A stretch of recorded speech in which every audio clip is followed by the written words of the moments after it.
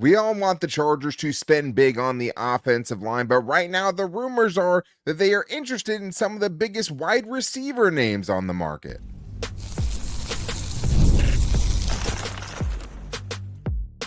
You are Locked On Chargers, your daily podcast on the Los Angeles Chargers. Part of the Locked On Podcast Network, your team every day.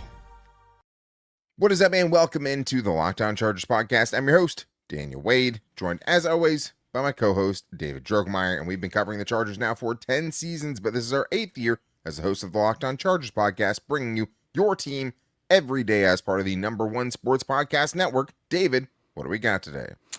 When I want the Chargers to be in on every big offensive lineman out there, it seems like they're actually in on every big wide receiver out there. It seems like they want to get a big-time X receiver on the outside, as the Chargers have been linked to guys like Mike Evans and Alec Pierce. That is a big surprise. So we're going to talk about that and talk about the viability there. Also, linked to A.J. Brown and what that would take. And let me tell you, it's not going to be easy, as they're asking for a king's ransom. And the Chargers made some cuts, and they now have the most cap space in the NFL. Yeah, nothing surprising about the cuts that the Chargers made with Mekhi, Becton, and Will Dissly. At the same time, it does feel like they're gearing up to, spend in free agency. So we're going to get into all of that, but I do have to start with just kind of the surprise I had that on Wednesday, I see the Chargers getting linked to two giant names at wide receiver, including this. CBS Sports Jonathan Jones says the Chargers are a team to watch for Mike Evans if he isn't back in Tampa Bay. Now, I'll start by saying I'm not super surprised the Chargers would be interested in wide receiver, right? They have Mike McDaniel, they have a new offensive coordinator.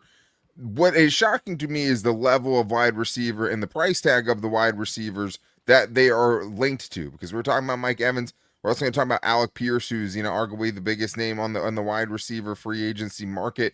David, what did you think when you saw the Chargers as a team to watch for Mike Evans? Such a surprise. I was like, why? It just doesn't make a whole lot of sense to me when you look at what the Chargers' obvious problems are. I feel like if you look at the wide receiver room, I feel like there's quite a bit of guys that have skill sets that would really thrive in Mike McDaniel's offense, but seems like maybe Mike McDaniel is saying, hey, I might want to get another type of receiver, a big body stretch the field type of receiver, and there haven't been many guys in the National Football League in the last decade that have been a better big play wide receiver than Mike Evans. Not at all. I mean, he is a guy that I've had a lot of fun kind of admiring from afar, right? Like, he is just a really fun player to root for, and just a great player over the last decade, one of the best of this generation. And, he would bring a lot to the table. Last year, obviously a down year. He had 10 straight seasons of having 1,000 yards, and obviously he's coming off of the one season that he didn't get there, right, because he was too banged up and then had a down year. But, it wasn't too long ago where this guy was still dominating at a high level. Obviously, the model of consistency. But over the last 2 years, still ranked 15th in yards per route run. I caught 48% of his contested catches last year, which is pretty mediocre, but caught 65 of his contested catches in 2024, which ranked 11th in the NFL. So, I mean, there are some things he brings to the table. Very, very sure hands. But still, a price tag that, Daniel Popper has him making over $25 million on a 2-year deal to be, to get him to come to Los Angeles. Now, I'm sure the Tampa Bay Buccaneers are going to try to keep him. But this is interesting. And obviously, box one of, hey, big, tall, outside receiver who can win outside the numbers. And that is going to be a theme of what this is, because all of a sudden, Benjamin Albright, right, one of the more respected kind of NFL insiders who's not in that upper echelon of the Adam Schefters and Ian Rappaport, says, what if the Chargers make a run at the Colts' Alec Pierce now that he was not franchise tagged? Now, this is a guy that hears a lot, goes to all of the big events and isn't afraid to put things out there. If he's putting it out there, it's for a reason. And this time he's talking about the 11th ranked free agent in Daniel Popper's top 150 free agents, who's projected to get a 4-year, $102 million deal, $25.5 million per season. That's a big, big money. David, again, it's like I understand I'm looking at it, but like, man, I did not think that this was going to be in the range of what the Chargers would be able to, willing to spend, or how desperate they would be to potentially fill this role. Because, like, let's just say it right now for everyone in the comments to be like, why are you spending your money on this? I'm not. Right? We're talking about the people that the Chargers are reportedly interested in, right? Like, we're not seeing out there, hey, the Chargers are making a strong push for Connor McGovern, or we've heard that they're interested in Linderbaum. We're not hearing that they're bringing in Tyler Biotish, right, for a workout now that he's like officially available. What we're hearing is these names, and this latest one is Alec Pierce. Again, maybe the biggest, youngest, brightest name on the wide receiver market. Yeah, 26 years old, really blew up over the last 2 seasons. The true definition of a big play machine. The past 2 years, both of those seasons, over 20 yards per reception, which is absolutely disgusting. In 2025, over 1,000 yards for the first time in his career, 6 touchdowns. First in average depth of target at 20 yards, which is crazy. Yeah. Also first in yards per reception at 21.3. Only 1 drop according to PFF. Passer rating when targeted of 113.7. And he is slated to make a whole lot of money. The one thing I would say is he's not a yak guy at all, and really neither is Mike Evans at this point. He's Mike never Evans been, was 1.1 yards after the catch per catch when I looked it up. It was honestly kind of hilarious. I'm glad you brought that up. The next closest was 2, but of anyone with at least 50 targets, Mike Evans was averaging 1.1 yards per catch after the catch in 2025, which is hilarious. These are not creators after the catch. These are just the big play machines. They're going to catch a 50, 60-yard bomb, but either they're going to be in the end zone or they're getting dragged down to the turf. Yeah, and like this one obviously known for his explosiveness in Alec Pierce, which is something that even if you're talking about guys like Jalen Waddle and Tyreek Hill, who did a lot after the catch and were known for their explosiveness in those ways as well, this is a guy that, is just getting targeted deep, and Shane Steichen has done a great job over the last couple of years of scheming him open to a certain degree too. Like we saw him catch a wide open, huge chunk play against the Chargers when they matched up. And this year, obviously, he finishes his season in a game started by Riley Leonard with 4 catches for 132 yards and 2 touchdowns against the Texans defense. So like, he has it in him, but at the same time, it's like, okay, well, back-to-back 800-yard seasons, but only one 1,000-yard season. He's never had a season as big as the season that Ladd McConkey just had as a rookie, right, over 1,100 yards. This is someone that it feels a little bit risky for sure.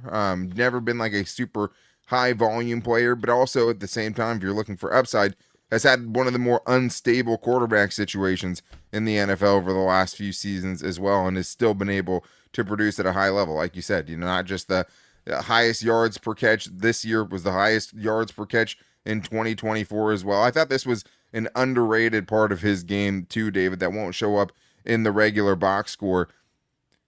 Alec Pierce has drawn 287 yards worth of defensive pass interferences over the last 2 seasons, according to True Media, because of that deep ball, and getting behind guys and guys being desperate, having to grab onto him. The next closest was 221, right? So that's 66 yards more than anyone over the last 2 years as far as those kind of hidden yards that he's able to get for you. But pretty consistent, right? I mean, 67 yards or more in 10 of the 15 games, or 4 games under 40 yards. But obviously, at the end of the day, would just be the best deep threat that Justin Herbert has ever had. And for both kind of sides, hey, Justin Herbert should help you get to a level you haven't seen, and you get Mike McDaniel to kind of scheme those looks up for you. And for Alec Pierce, for Justin Herbert, hey, you finally have someone that can kind of run under those deep balls you've been throwing kind of with lack of success over the last couple of years, with not really having those guys on the outside to go get them, right? And so, like, fit-wise, I understand it. Need-wise, it doesn't make a lot of sense as far as how they would be spending the money there. And with potentially only 5 draft picks again in 2026, why are they getting linked to A.J. Brown, of all people? I know he's disgruntled. Why are the Chargers the ones potentially on the other side of that phone? We're going to talk about that and more in today's Locked On Chargers podcast. Hey, it's Matt Derry from the Locked On Lions podcast. The people I love depend on me. If I'm gone, the financial responsibilities don't disappear. I didn't want my family figuring things out during the hardest moment of their lives. That's why I knew only one place to go. I chose life insurance through my friends at Ethos.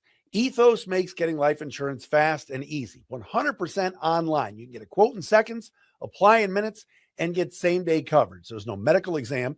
You just answer a few simple health questions. You can get up to $3 million in coverage. Some policies are as low as $30 a month. I love the folks at Ethos. Protect your family with life insurance from Ethos now by going to ethos.com/LockedOnNFL. In as little as 10 minutes, you can get the free quote and up to $3 million in coverage at ethos.com/LockedOnNFL. That is ethos.com/LockedOnNFL. Ethos.com/LockedOnNFL. Application times and rates may vary. So we talked about the big time free agents the Chargers have been linked to. And again, right, like that's all just rumors, that the teams to watch, all of those things. I get it. Where there is smoke, there's usually fire. And like if all of these teams are linked to the Chargers, it might not mean they end up with them, but there's definitely something they're telling you about what they feel like they have in their own room and what they could be trying to add, whether it's in free agency or the draft, especially when, you go back to last week and you have an article from Mike Florio who's basically saying that the Eagles are eager to trade A.J. Brown, which makes sense because he's been disgruntled there for a while, and that obviously is great when you're winning the Super Bowl, not as much when you're not getting to the Super Bowl and winning it. And now Mike Florio is saying that the Chargers are a team to watch if the Eagles do end up trading for A.J. Brown, David, which is just crazy because it's one thing to spend a bunch of your money, but now we're talking about sending serious draft capital plus spending money to get this disgruntled diva A.J. Brown. Yeah, because the Eagles have said that they're looking for a Quinnen Williams type trade to be able to facilitate this type of deal. And just to kind of remind you of what that trade looked like, it was a 2026 second round pick, a 2027 first round pick, and a player in Mozzie Smith. So that's 2 premium picks and a player probably at the same position to be able to facilitate that deal. And not only that, then you have to take on the money that is in his very, very large contract with cap hits of $23 million, $22, $27, $29, and $53 million in cap. That is a massive, massive, massive amount of money and resources that you're going to have to be able to spend to be able to make this deal happen. Yeah, and honestly, like, those cap hits don't sound that bad until the very last year, which there must be a ripcord because obviously there's no way anyone's paying A.J. Brown $53 million for one season. Now, at the same time, though, it's just that, like, maybe I'll feel differently at the end of free agency. I hope to feel differently at the end of free agency, but like, to get me to a point with the Chargers offensive line and just this roster as a whole where I think that I feel good enough about it to trade a first round pick for A.J. Brown. I just don't know if they can get to that point. I also did the squad show last night with Kenyon Barner, who asked a very fair question, which is just like, is this the guy that you want in a really, really young wide receiver room? Because you have the most veteran receiver at this point right now is Darius Davis and Quentin Johnston, who both only have 3 years of experience under their belt. And now you're talking about one of the bigger divas in the NFL over the last couple of seasons who, when he's not getting targeted and is not part of the game plan, has made a big stink about it, right? Yeah. So, like, that is a fair question to ask.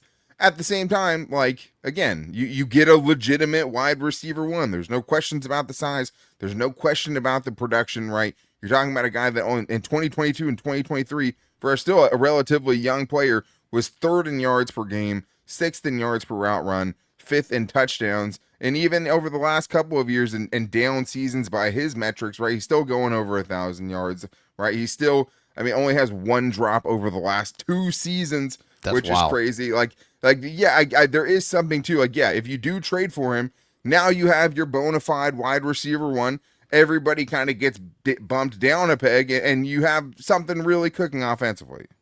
Yeah, I mean, there's no question about the quality of the player or what he has been able to provide. We're talking 6,000-yard seasons in 7 years in the league, including two Crazy. back-to-back 1,400-plus-yard receiving seasons where he also amassed 18 touchdowns in those 2 seasons. Also has 4 seasons with a contested catch percentage over 50%. So this is a true ball winner, a guy that is a machine. When you throw him the ball, good things happen for you. And, he has been that type of player, that type of catalyst his entire career. But I think that's a very good point to think about what you are getting, everything that you are getting if you bring in an A.J. Brown, right? With what he is, how he acts, and what you really kind of have to do to be able to make him comfortable, which is heavily involve him in every single game plan. And if not, then you're going to see some blowups like you saw with him and, various different coaches throughout the last few years with the Eagles.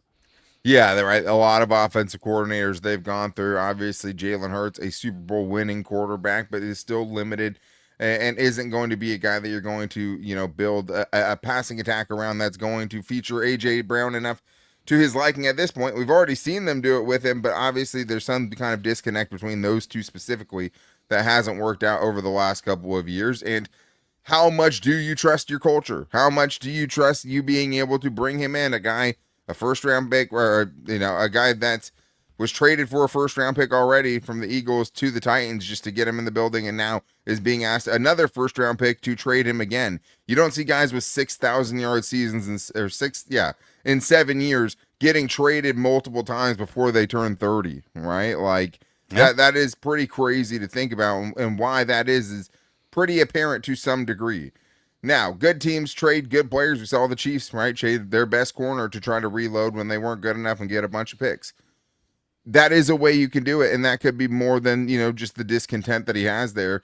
But I do think, again, when you're looking at this, so it's not about necessarily if the Chargers are landing these players or not, or should they, because we both agree, fix the offensive line. If you're going to throw big money at a player, fix it, right? Get 3 starters on the offensive line in free agency before you go spend $20 million on a wide receiver.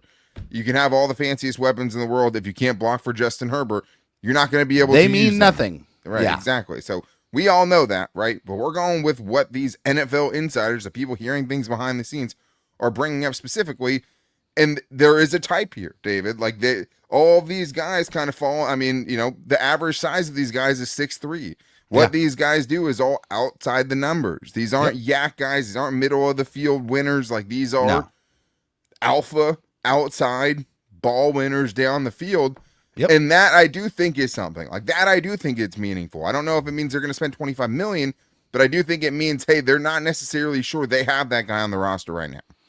No, yeah, and it's fair to say that. It's fair to say that they don't have that particular type profile of receiver on the roster because they really don't, right? They don't. They have guys that can get open very quickly and run very good routes with Ladd. They got some yards after catch guy like with Quentin Johnston.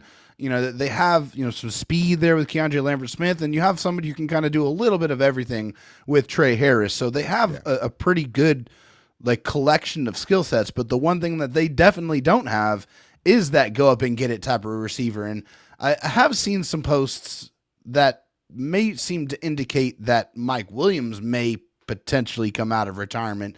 And if he does, that to me seems like a much more attractive type of offer to get him back in the building, who we know is very familiar with, and not have to spend $20+ million on a position that they should not be spending that money on. Sure, right? It's the same argument we made for them bringing in Mike Williams last year before they brought in Keenan Allen. Yeah. Now, I don't know if I can do it again with Mike Williams, right? Like, once you come in and get hurt and just have a surprise kind of retirement out of nowhere, and then you're just gone for the year, like that sucks, right? That's something that makes it very hard to count on when it comes to Mike Williams. I mean, I wouldn't have a ton of faith in that. Now, would I rather spend $5 million for Mike Williams as opposed to, $30 million on Alec Pierce or $27 million on Mike Evans? Maybe there's a bang for your buck argument there. I just don't know how much better that makes you, because I don't know like how many snaps you're trying to get old Mike Williams, old banged up Mike Williams on the field at this point, right? Like Yeah. if you can't have Keenan Allen back in the offense, like Mike Williams obviously brings a different kind of skill set, but at the same time, like how much, what does that look like now? Because we're talking about a year where he had, you know, 2 teams and didn't produce on either, and then him missing the entire season. And then even before that, right, 3 years ago, he was going crazy and then missed almost the entire season. So 2 of the last 3 years, he's missed at least 14 games. And the other one, he was on 2 other teams and was, you know, very unproductive in both stops with the Jets and the Steelers. So can't really count on that. But that is really interesting if that is something that's being floated out there. I don't see it necessarily happening. But obviously the Chargers are telling you, maybe they don't feel like they have enough doing that. Now, Mike McDaniel doesn't run a jump ball type of 50-50 kind of offense, but a winning outside the numbers is different than just having a guy who can go up and get a jump ball. So, but we do have more to get into, though, because the biggest news of the day was, you know, the Chargers and their official moves of cutting Mekhi Becton, cutting Will Dissly, but not cutting Bud Dupree. We're talking about that and more on today's Locked On Chargers podcast. This episode is sponsored by BetterHelp. March is a time to celebrate women, especially around International Women's Day, and to recognize just how much they carry at work, in relationships, in families, and in all the unseen roles they step into every single day. It's easy to celebrate that strength, but it's just important to make space for their emotional well-being, and honestly, that goes for all of us. For me, I think about my mom and how much she carries without always saying so, and it makes me think how many of us are doing the same thing. Like you grow up and you realize just like how much your parents sacrificed for you to get you to the places that you are. And you wonder, like, they didn't complain, right? Like they never said anything. They never kind of like let it out. They just did it and had a brave face and put together all those sacrifices. I know a lot of people are probably going through something similar. That's where BetterHelp can be help. With over 30,000 therapists, more than 6 million people served worldwide, BetterHelp is the world's largest online therapy platform, and it works. Fill out a short questionnaire, get matched with a licensed therapist, and if it's not the right fit, you can switch at any time. Your emotional well-being matters. Find support and feel lighter in therapy. Sign up and get 10% off at betterhelp.com/lockedon. That's betterhelp.com/lockedon. David, let's talk about some moves that actually did happen. No smoke and mirrors here. The Chargers released a couple of players on Wednesday to get them even more cap space than they already had as one of the teams with the most of it, you know, some of the most of it in the NFL. Now they're right there at the top, close to $100 million in cap space after cutting Mekhi Becton, Will Dissly, and Savion Washington, who obviously, you know, an offensive tackle that was a reserve player, didn't really mean anything. But at the same time, Mekhi Becton is the big one. This is the one that saves you $9.7 million. This is the one that you just could never feasibly make an argument for should be back with the team, because let's be honest, it was just a bust. He wasn't going to fit in what Mike McDaniel was going to do offensively. And the whole thing, honestly, David, is just kind of, you know, it was just kind of a disaster from beginning to end, missing most of the training camp, in and out of the lineup the whole year. This was the biggest money annual value that Joe Ortiz ever gave out to an external free agent, and this one blew up in the face of the Chargers.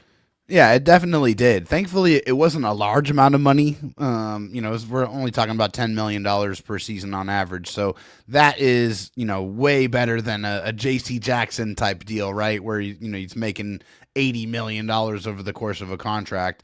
So when you're having to eat, what, you know, tens of millions of dollars in dead cap space. No question. Yeah. So it's a big different situation from that perspective. And in the Greg Roman offense, he was the type of guard that you wanted. You know, he's the, you know, gigantic frame, theory, really long arms, gigantic, you know, big people mover. And so that was the profile you were looking for. Unfortunately, he just was never able to stay on the field. He just could not stay healthy. And even when he was on the field, he was not very productive. So this was a move that was anticipated.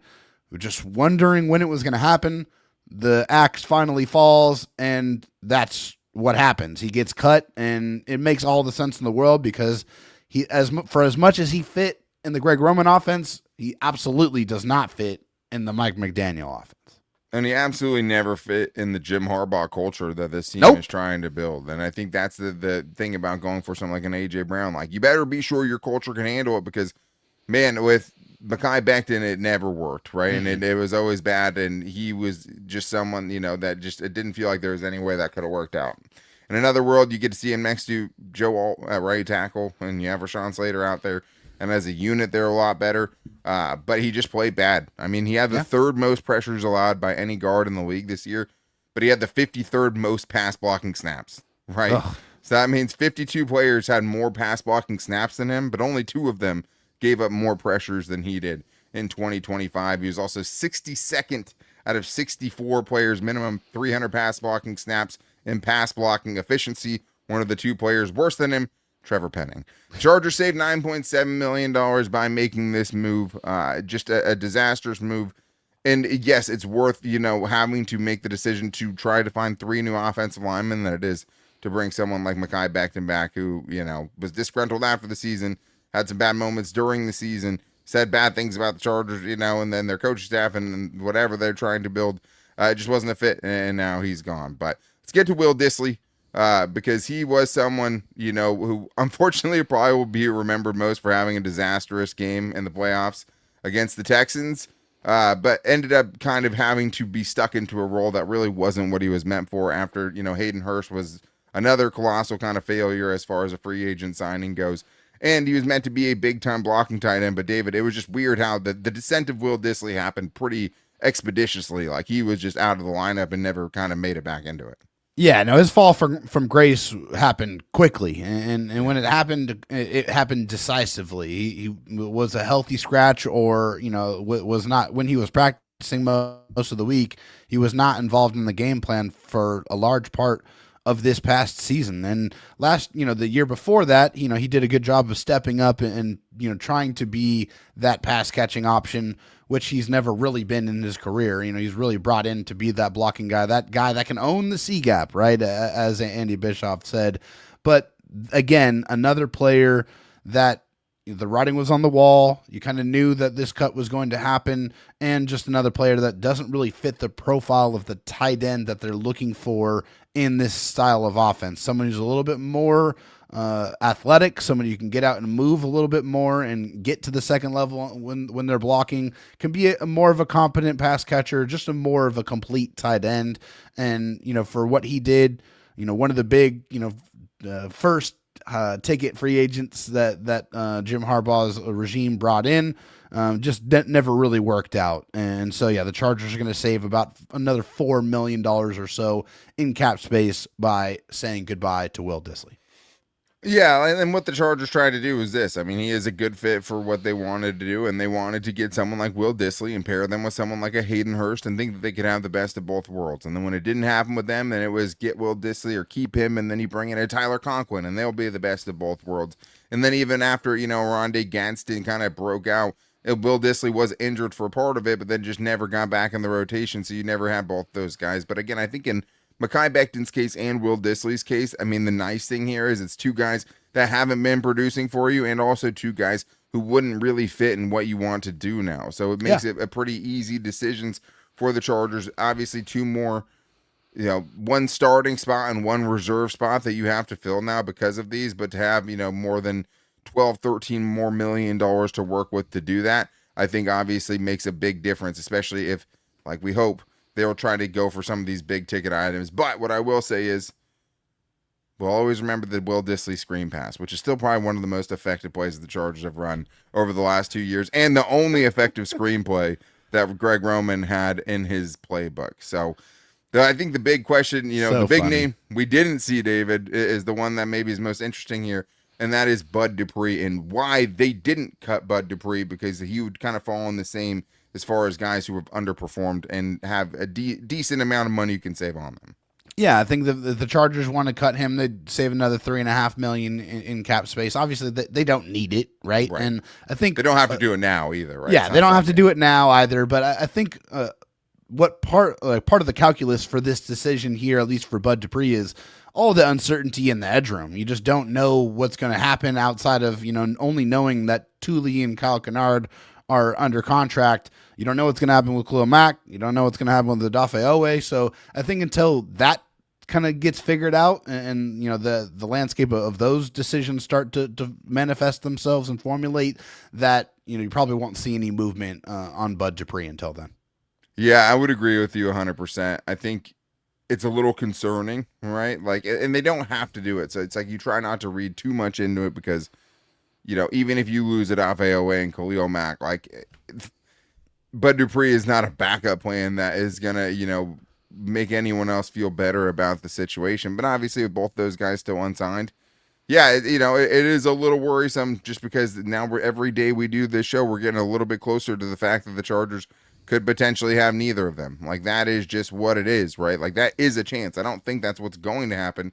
But when you're not cutting Bud Dupree as you're kind of making this mass exodus of guys, that makes me think, at least to a small degree, way back in the back of your head, is like, well, why do you feel like you still need to keep Bud Dupree if you're bringing back Khalil Mack or Dafe? And maybe it's Kyle Kennard, right? Just Kyle Kennard did absolutely nothing last year. No, and for sure. for as bad as, Bud Dupree was, he was a lot more effective than Kyle Kennard was. And the thing is like, with Kyle Kennard, like, of course, you hope that he can be Justin Boygby, but Justin Boygby's a rare. And Junior Colsons are honestly less rare. Like, when you have a guy and you keep, hoping they turn into something, or Kenneth Murray, obviously. I'm just thinking of all the failed that's the first name that comes to mind past. for sure. Like, it doesn't always work out, and you can always hope for the best, but you can't game plan as if the best is going to happen. Like, you have to pretend basically like Kyle Kennard doesn't exist right now, because he was non-existent on the field for you impact-wise last season. So you have to make the rest of your moves kind of assuming that he's not going to be good and he's not going to be part of the plans in 2026, just so that you can have that contingency in case he doesn't take a giant leap, which he would have to. Like, it would take a Justin Boygby type of leap for him if he wants to get on this field and have a meaningful impact on this defense in 2026. But that is going to wrap things up for today's show. The good news is we have a super special guest tomorrow. Guest booker extraordinaire David Droegemeier has landed us the Daniel Popper to come on the show tomorrow, and we're very, very excited about. If you haven't checked out his list of the top 150 NFL free agents, what are you doing? The most comprehensive free agent piece I've ever seen in that space by any means. Do it, because it's awesome, and I can't wait to ask him about that tomorrow. And also kind of get where he's at with some of these big time questions the Chargers are going to have to answer, and answer very quickly. So to make sure you don't miss it, go subscribe or follow for free on the Locked On Chargers YouTube channel, and listen wherever you get your podcast from, as well as finding the show every day on all of our social media, at Locked On LAC on Twitter, at Locked On Chargers on Instagram, and our Locked On Chargers Facebook page.